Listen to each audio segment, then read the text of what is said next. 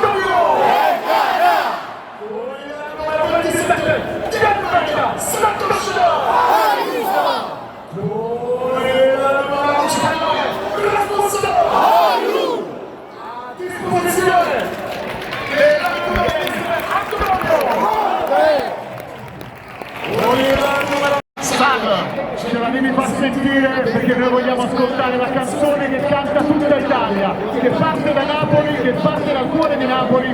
La voce è quella di Salda Vinci!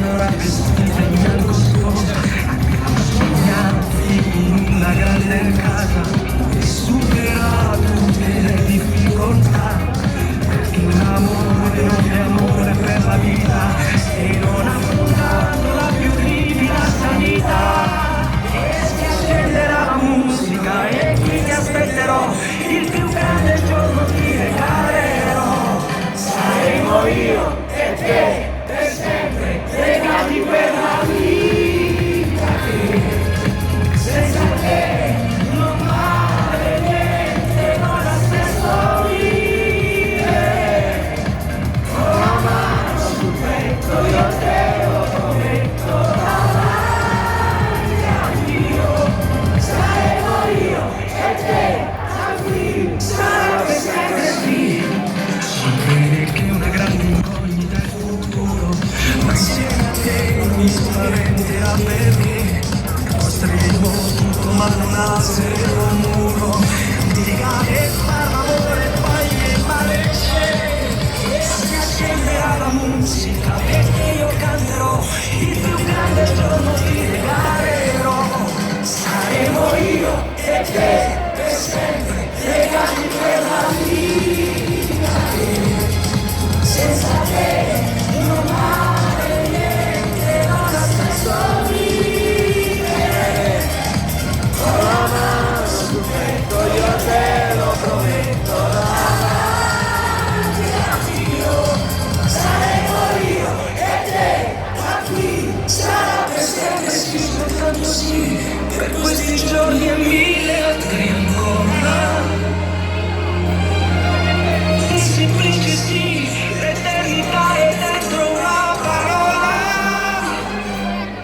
Saremo io e te per sempre legati per la vita che senza te